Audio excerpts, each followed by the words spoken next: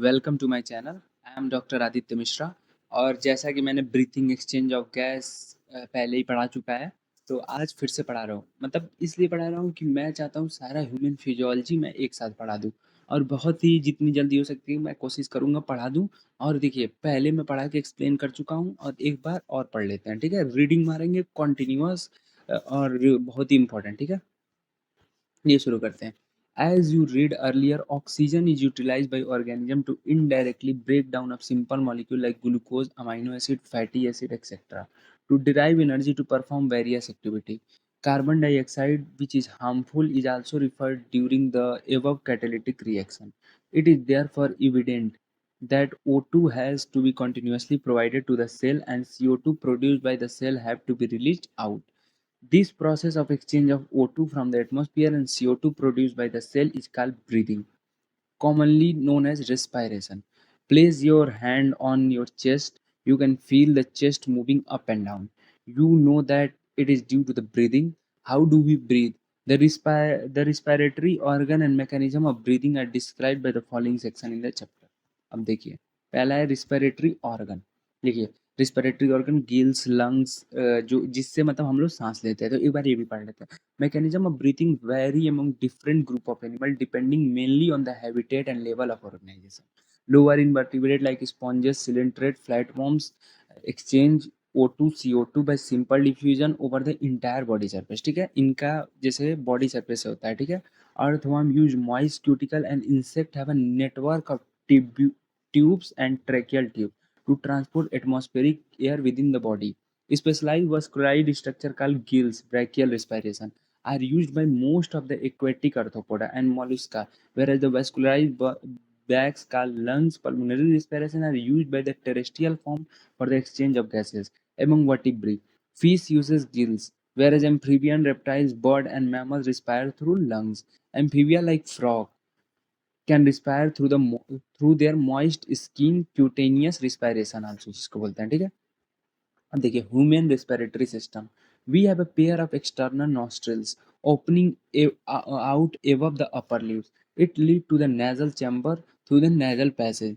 The nasal chamber open into pharynx, a portion of which is common passage for food and air. देखिए, food and air का common passage pharynx है. The pharynx open through the larynx into trachea. Larynx में pharynx open होता है. Larynx is a cartilaginous bog which help in the sound production and hence it's called sound box, ठीक है? During swallowing, glottis can be covered by thin elastic cartilaginous flap called epiglottis to prevent the entry of the food into larynx. देखिए guys, ये one shot है, हम जल्दी जल्दी पढ़ेंगे क्योंकि एक बार बस हम रिवाइज कर रहे हैं, ठीक है? Trachea is a straight tube extending from the mid-thoracic cavity which divided at the level of fifth thoracic vertebrae into right and left primary bronchi. Each bronchi undergo repeated division to form a secondary and tertiary bronchi and bronchioles, ending up a very thin terminal bronchioles. The trachea, primary and secondary tertiary initial bronchiole are supported by incomplete cartilaginous ring.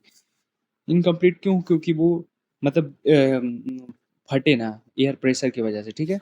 Each terminal bronchiole give rise to the number of very thin irregular walled and vascularized bag like structure called alveoli. The branching network of bronchi, bronchioles and alveoli comprise the lungs, ठीक है? We have two lungs which are covered by double layered pleura, which is with pleural between them. It reduces friction on lung surface. The outer pleural membrane is in close contact to thoracic lining, whereas inner pleural membrane is in contact with the lung surface, ठीक है? The part starting with external nostrils up to the terminal bronchiole constitute the conducting part, whereas the alveoli and their duct respiratory part, ठीक है? Part of the respiratory system. The conducting part transport the atmospheric air to alveoli, clear it the foreign particles, humidify and also bring the air to the body temperature. Exchange part is the site of actual diffusion of O2 and CO2 between blood and atmospheric air. The lungs are situated in the thoracic chamber, which is anatomically an airtight chamber. The thoracic chamber is formed dorsally by the vertebral column, ventrally by the sternum, laterally by the ribs, and on the lower side by the dome-shaped diaphragm. The anatomical setup of the lung in the thorax is such that any change in the volume of the thoracic cavity will be reflected in the lungs, pulmonary cavity. Such an arrangement is essential for breathing as we cannot directly alter the pulmonary volume. पहला, respiration in all following step, 5 step है, ठीक है। पहला क्या है, breathing और pulmonary ventilation by which the atmospheric air is drawn in and CO2 rich alveoli is released out, diffusion of O2 and CO2, transport of gases O2 and CO2 between blood and tissue, utilization of O2 by cell for catabolic reaction and resultant release of CO2 and cellular default, ठीक है। अब देखिए mechanism of breathing पढ़ लेते हैं। Mechanism of breathing में क्या है, इंस्पायरेशन एक्सपायरेशन। अब इसमें याद रखिएगा, अगर एक्सटर्नल प्रेशर ज़्यादा होगा तो बाहर से अंदर आएगी, तो इसको इंस्पायरेशन कहेंगे। अगर अंदर का प्रेशर ज़्यादा होगा लंग्स का, तो ये लंग्स से बाहर जाएंगी, इसको कहेंगे इंस्पायरेशन, सॉरी एक्सपायरेशन, ठीक है। तो जिसका प्रेशर जिधर ज़्यादा उधर उधर होगा उसी को एक्सपायरेशन इंस्पायरेशन कहेंगे। अब चलिए पढ़ते हैं। During which the atmospheric air is drawn in and expiration in which the alveolar air is released out. The movement of air into and out of the lung is carried out by creating a pressure gradient between the lungs and atmosphere. Inspiration can occur if the pressure within the lungs intrapulmonary pressure is less than the atmospheric pressure. There is a negative pressure in the lungs with respect to the atmospheric pressure. Similarly, expiration takes place when the intrapulmonary pressure is higher than the atmospheric pressure. The diaphragm specialized a muscle, external and intercostal muscle between the ribs, help in the generation of such gradient. Inspiration is initiated by the contraction of diaphragm, which increases by the volume of the thoracic chamber in the anterior posterior axis. The contraction of external intercostal muscle lift up the rib and देखिए यहाँ पे 2 diagram है। पिछली बार भी ऐसे ही समझाया था, इस बार भी ऐसे। इंस्पायरेशन एक्सपायरेशन, देखिए इंस्पायरेशन और एक्सपायरेशन में क्या होता है। इंस्पायरेशन में क्या होता है, एयर इंस्पायरेशन पहला है तो एयर अंदर आएगी, रिब्स एंड स्टर्नम रेज होंगी ताकि वॉल्यूम बढ़े और प्रेशर घटे। लंग्स का प्रेशर जब वॉल्यूम बढ़ेगा, P is inversely proportional to 1/V, तो अगर प्रेशर बढ़ेगा तो वॉल्यूम घटेगा, ये सारी, ठीक है। डायफ्रागम कॉन्ट्रैक्ट होगा, volume of the thorax increase होगा, ठीक है।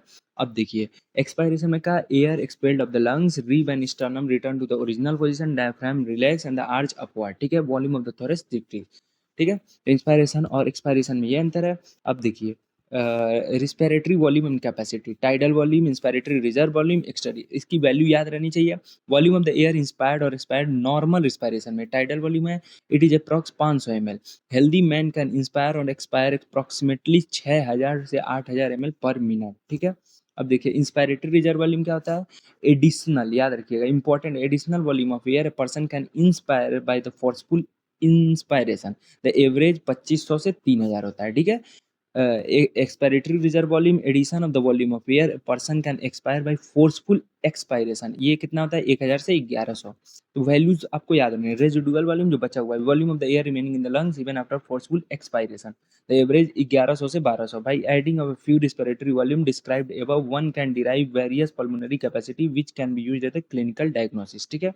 अब इंस्पायरेटरी कैपेसिटी क्या होता है, टाइडल वॉल्यूम प्लस IRB को ऐड कर दो, ठीक है।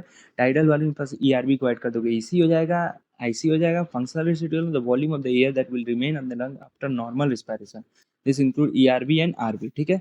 वाइटल कैपेसिटी क्या होगा, ERB, TB और IRB को जोड़ दो, ठीक है। टोटल लंग्स कैपेसिटी जितना है सबको जोड़ दो, ठीक है। अब देखिए अब हम एक्सचेंज ऑफ गैसेस पढ़ेंगे, ठीक है। Exchange of gases various level पे होते हैं। जैसे देखिए यहाँ पे दिया है, एटमॉस्फेरिक एयर में 100 मानो ऑक्सीजन की वैल्यू ज़्यादा है, एल्वेलाई में भी ज़्यादा है, ब्लड डीऑक्सीजनेटर में इतना, ऑक्सीजनेटर में इतना है, टिश्यू में इतना है, ठीक है। CO2 इतना है। CO2 देखिए दो जगह ज़्यादा होगा, कहाँ कहाँ, डीऑक्सीजनेटेड ब्लड में और टिश्यू में ऑक्सीजन से, और सब जगह ऑक्सीजन ज़्यादा होगा। किससे, ऑक्सीजन हर जगह ज़्यादा होगा, CO2 में दो जगह छोड़ के, किसमें, डीऑक्सीजनेटेड और यहाँ पे छोड़ के, ठीक है। तो एक बार रीडिंग मारते हैं। Alveoli is the primary site of exchange of gases, सबको पता है। Exchange of gases also occur between blood and tissue. O2 and CO2 are exchanged in this site by simple diffusion, mainly based on the pressure concentration gradient. Solubility of the gas as well as the thickness of the membrane involved in the diffusion are also some important factors that can affect the rate of the diffusion. Pressure contributed by the individual gas mixture of the gas is called partial pressure and represented by PO2 for oxygen and PCO2 for carbon dioxide. Partial pressure of the two gas in the atmosphere air are two sites of diffusion, ठीक है। ये सारी चीजें हैं, ठीक है। देखिए gradient of pressure CO2 opposite direction में डेवलप्ड होता है as the solubility of CO2 20 से 25 time higher than the O2, the amount of CO2 that can diffuse through diffusion membrane per unit difference is called partial pressure, much higher than as compare to O2. Diffusion membrane is made up of a 3 major layer, thin squamous epithelium of alveoli, endothelium of alveolar capacity and basement membrane in between them, ठीक है, supporting basement में ये सारी चीजें, ठीक है। अब देखिए ट्रांसपोर्ट कैसे कैसे होता है, देखिए ट्रांसपोर्ट याद रखना है CO2 और O2 का। O2 का मेनली आरबीसी के थ्रू होगा, आरबीसी के थ्रू, और CO2 का मेजरली बाइकार्बोनेट के थ्रू, ठीक है। O2 का आरबीसी और CO2 का बाइकार्बोनेट मोस्टली देखिए 97% of O2 is transported to RBC of blood, remaining 3% of O2 is transported in dissolved state of plasma। अब देखिए नियरली 20 से 25% CO2 आरबीसी के थ्रू होगा, ठीक है। 70% ऑफ बाइकार्बोनेट, सबसे ज्यादा CO2 बाइकार्बोनेट के through, about 7% of CO2 is carried dissolved state in plasma, ठीक है। अब देखिए ट्रांसपोर्ट ऑफ O2, देखिए O2 ज़्यादा रहेगा और पीएच ज़्यादा रहेगा तो वो O2 को फेवर करेगा, और कुछ भी ज़्यादा रहेगा, टेम्परेचर ज़्यादा है, H+ का कंसंट्रेशन ज़्यादा है, CO2 का ज़्यादा है, तो ये सारी चीज़ CO2 को फेवर करेंगे, ठीक है। अगर O2 ज़्यादा होगा तो ये जो ग्राफ है ये इस साइड आएगा, अगर CO2 ज़्यादा रहेगा तो ये राइट हैंड साइड आएगा, राइट हैंड साइड, ठीक है। ऑक्सीजन डिसोसिएशन कर्व कहते हैं क्योंकि इसमें ऑक्सीजन डिसोसिएट हो रहा है क्योंकि CO2 को फेवरेबल करता है, ठीक है। अब देखिए ट्रांसपोर्ट ऑफ CO2, ठीक है। CO2 carried out by human carb amino 20 से 25%. The binding is related to the partial pressure of CO2. PO2 is the major factor which could be affect the binding. When PCO2 is high, the PO2 is low over the tissue. More binding of the carbon dioxide occur whereas the PO2 is low and PO2 is high in the alveoli. Dissociation of CO2 and carb amino take place. CO2 which is bound to hemoglobin from the tissue is delivered to the alveoli. RBC contain very high concentration of enzyme, carbonic anhydrase and minute quantity of same is present in plasma too. The enzyme facilitate the following reaction, ठीक है। CO2 plus H2O carbonic anhydrase H2CO3 carbonic anhydrate bicarbonate बन के, as the tissue side where the partial pressure of CO2 is high due to the catabolism, CO2 diffuse to blood and form SCO3 minus and H plus. At the alveolar side where PCO2 is low, the reaction proceeds in the opposite direction leading to the formation of CO2 and H2. Thus CO2 is trapped as a bicarbonate at the tissue level and transported in the alveoli. Every 100 ml of deoxygenated blood carry 4 ml of CO2 to alveoli और 5 ml O2 के case में होता है, ठीक है। अब देखिए regulation of respiration, human being has a significant ability to maintain and moderate respiratory rhythm to suit the demand of the body tissue. This is done by neural system, a specialized center of the medulla called respiratory rhythm center, primarily responsible for the regulation. Another center in the pons, pneumotaxic center, can moderate the function on the respiratory rhythm. Neural ये सारी चीजें हैं, ठीक है। Main medulla और वो था, ठीक है। अब ये डिसीज पड़ लेगा, asthma, difficulty in breathing, wheezing, emphysema disorder जिसमें लंग्स की कैपेसिटी कम हो जाती है, ऑक्यूपेशनल जो मेनली फाइब्रोसिस इंडस्ट्रियल एरिया में काम करते हैं उनको होता है, तो ठीक है। थैंक यू गाइज, ब्रीदिंग खत्म, अब हम लोग नेक्स्ट चैप्टर पढ़ेंगे। देखिए guys body fluid and circulation, ठीक है, अपना नेक्स्ट चैप्टर है। ये हमारा रिदम सीरीज है जो हम एक रिदम में पढ़ेंगे और एनसीईआरटी की पूरी इब्बट क्लियर करेंगे, ठीक है। तो चलिए, मेरा नाम तो आप जानते होंगे, कितना बार बताऊं, blood lymph circulation. You have learned that all living cells have to be provided with nutrient, O2 and other essential substances. Also, the waste or harmful substance produced have to be removed continuously by healthy functioning of tissue. It is therefore essential to have an essential mechanism for the movement of these substances to the cell and from the cell. Different group of animal have involved different method of for the transport. Simple organism like sponges, coelenterata circulate water from their surrounding through their body cavity and facilitate cell to exchange their substances. More complex organisms use a special fluid within their bodies to transport such material. Blood is the most commonly used body fluid. Most of the higher organisms, including humans, for this purpose. Another body fluid, lymph, also help to transport certain substance. In this chapter, you will learn about the composition and property of blood and lymph tissue fluid. Mechanism of circulation of blood explained here, ठीक है। Blood क्या होता है, blood is a special connective tissue consisting of fluid matrix, plasma and formed element, ठीक है। Plasma is a stock coloured viscous fluid constituting nearly 55% of the blood, 90 to 92% of the plasma is water and protein constitutes 6 से 8%, ठीक है। Fibrinogen, globulins and albumins are the major protein उसमें से होते हैं। Fibrinogen clotting में help करता है, कोगुलेशन ऑफ ब्लड, ग्लोबुलिन्स क्या करता है, डिफेंस मैकेनिज्म, और अल्बुमिन्स क्या करता है, ऑस्मोटिक बैलेंस, ठीक है। Plasma also contains a small amount of mineral like NS, Ca, Mg, SCO3 minus Cl. Glucose, amino acid, lipid, etc. also present in the plasma as they are always transient in the body. Factor of the coagulation or clotting of the blood also present in the plasma in the inactive form. Plasma without the clotting factor is called serum. ठीक है. Formed element. Form element में एरिथ्रोसाइड, leukocyte, ये सारी चीजें आते हैं. एरिथ्रोसाइड, leukocyte और platelets constituting. देखिए 55% प्लाज्मा हो जाता है ब्लड में और 45% ये सारी चीजें. ठीक है. इसमें सबसे मेजरली में एरिथ्रोसाइड प्रेजेंट आता है. Red blood cell most abundant of the cell. Healthy adult man as an average 5 million to 5.5 million of the RBC of the blood. RBC are formed in the red bone marrow. Red bone marrow में फॉर्म होता है शुरुआत में spleen और liver में, एकदम बच्चे बच्चे जब रहते हैं तब. ठीक है. आरबीसी आर डिवाइडेड, न्यूक्लियस नहीं होता in most of the mammal and biconcave in shape. ठीक है. They are red colour, iron containing complex protein, haemoglobin. Hence the color and the name of these cells. A healthy individual have 12 से 16 grams of hemoglobin in every 100 ml of blood. These molecules play a significant role in the transport of respiratory gas. RBC has an average lifespan of 120 days after they destroy in the spleen and इसको लेते हैं graveyard of RBC. Leukocyte, also known as a white blood cell, as they are colorless due to the lack of hemoglobin. They are nucleated and are relatively lesser in number, which average 6000 से 8000 mm cube of the blood. Leukocyte are generally short-lived. We have two main category: WBC granulocyte and agranulocyte. Granulocyte में कौन आता है? Neutrophil, baso are different type of granulocyte. While lymphomono are agranulocyte, neutrophil are the most abundant. 60 से 65% of total RBC. Basophil are 0.5 to 1% among them.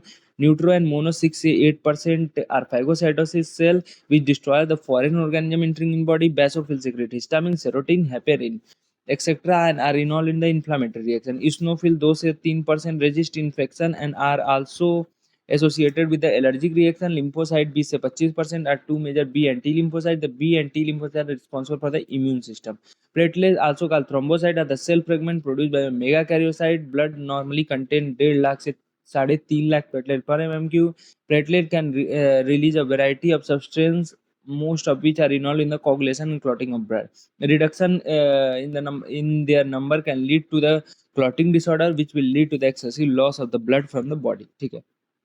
अब देखिए blood group एक ABO blood group होता है, एक आरएच ग्रुप होता है. ABO में क्या होता है? देखिए ए में, देखिए जो ए होंगे जैसा एंटीजन होगा उसके एंटीबॉडी अगेंस्ट होगा. ठीक है. और ए ओ को ये डोनेट कर सकता है. अब बी वाले में क्या होगा? बी तो इसका एंटी ए क्या होगा? एंटीबॉडी. बी का एंटीबॉडी क्या होगा? एंटी ए का एंटीबॉडी क्या होगा? Anti B. और ये किसको किसको डोनेट करता है? बी और ओ को. नहीं सॉरी, बी और ओ से ये ब्लड ले सकता है. ठीक है. अब ए बी ब्लड ग्रुप, देखिए A B blood group universal recipient है, मतलब ये किसी से भी ब्लड ले सकता है. तो किसी से भी ब्लड लेने का मतलब क्या होगा? इसके अंदर एंटीबॉडी नहीं होनी चाहिए जो ब्लड को ना मारे, मतलब कोई भी एंटीजन से रिएक्ट ना करे. तो इसमें एंटीबॉडी क्या होगा? नील होगा. और ओ क्या होता है? यूनिवर्सल डोनर, जो सबको देता है. तो जो सबको देता है उसमें एंटीजन नील होना चाहिए, क्योंकि वो दे रहा है तो उसमें मतलब समझ रहे हैं. और एंटी, ठीक है. तो ये सारी चीजें. ठीक है. आरएच क्या होता है? देखिए ऐसे समझा देता हूँ. आरएच में आरएच पॉजिटिव बेबी है और मतलब आरएच पॉजिटिव फादर है और आरएच नेगेटिव मदर है. तो क्या होगा? जो पहला बेबी होगा वो तो सेफ होगा, लेकिन जो दूसरा बेबी होगा मिक्सिंग के कारण आरएच नेगेटिव वाला आरएच पॉजिटिव के एजाइन एंटीबॉडी बना देगा दूसरे प्रेगनेंसी में. तो उसमें क्या होता है? 72 आवर के जिस फर्स्ट प्रेगनेंसी हो तो आप उसका एंटी आरएच वो ले लीजिए. ठीक है. तो उससे सेफ हो जाएंगे. और नहीं तो आपको ध्यान देना होगा, क्योंकि सेकंड प्रेगनेंसी में अगर उसने एंटीबॉडी बना दी तो सेकंड बेबी जो होगा उसको किल कर देगा. ठीक है. ये सारी चीजें हैं. ठीक है. कोगुलेशन ऑफ ब्लड का कोगुलेशन कैसे होता है? पढ़ लेते हैं. You will know cut a finger, जैसे आप फिंगर उंगर कट होता है तो तुरंत क्लॉट बन जाता है. ठीक है. Blood exhibit coagulation in response to the injury. This mechanism prevent excessive loss of the blood from the body. You will observe the dark reddish brown scum found in the side cut और injury or period of time. It is a cord or coagulum formed mainly of the network of thread called fibrins, in which the dead and damaged formed element of the blood are trapped. Fibrin are formed by the conversion of inactive fibrinogen in the plasma by the enzyme thrombin. Thrombin in turn produce another prothrombin. ठीक है. and enzyme thrombokinase. ये सारी चीजें. ठीक है. Fibrinogen से fibrin बनेगा. वो किससे? थ्रोम्बिन से. थ्रोम्बिन कैसे बनेगा? प्रोथ्रोम्बिन से थ्रोम्बिन. यही वो बताया. ठीक है. कैल्शियम आयन उसमें इंपॉर्टेंट रोल प्ले करता है. अब लिम्फ हो गया. अब लिम्फ देख लेते हैं. As the blood through the capillary in the tissue some water along with the water soluble substance move out into spaces between the cells and the tissue and larger protein and most formed blood vessels. ठीक है. the fluid released out is called interstitial fluid or tissue fluid. It has the same mineral distribution in plasma. Exchange of nutrient gas between the blood and the cell always occur through the fluid. An elaborate network vessels called lymphatic system collect the fluid and drain it back to the major veins. The fluid present in the lymphatic system is called lymph. Lymph is a colorless fluid containing specialized lymphocyte and is responsible for the immune response of the body. Lymph is also an important carrier of the nutrient. Hormones, fat are absorbed through the lymph by interstitial villi. अब आपको पता है circulatory system दो होते हैं, open और close. Open में क्या होता है, ऐसे पास करे, और क्लोज में एक पूरा कैपिलरी नेटवर्क के थ्रू पास करे. ठीक है. ओपन का देख लेते हैं. Circulatory open and close present in arthropoda and Mollusca में ओपन प्रेजेंट रहते हैं, pump hard through the large vessel into open spaces by the cavity called sinus. Annelida and chordata have a closed circulatory system in which the blood is pumped through by the heart and is circulated to the closed network of the blood vessel. This pattern is considered. ठीक है. Human circulatory system, तो देखिए ये, चलिए यहीं से next में continue करेंगे. ये था पार्ट 1 ऑफ रिदम 1. रिदम में हम लोग पूरे एनसीईआरटी एक कतार में पढ़ेंगे. तो thank you guys, thank you so much.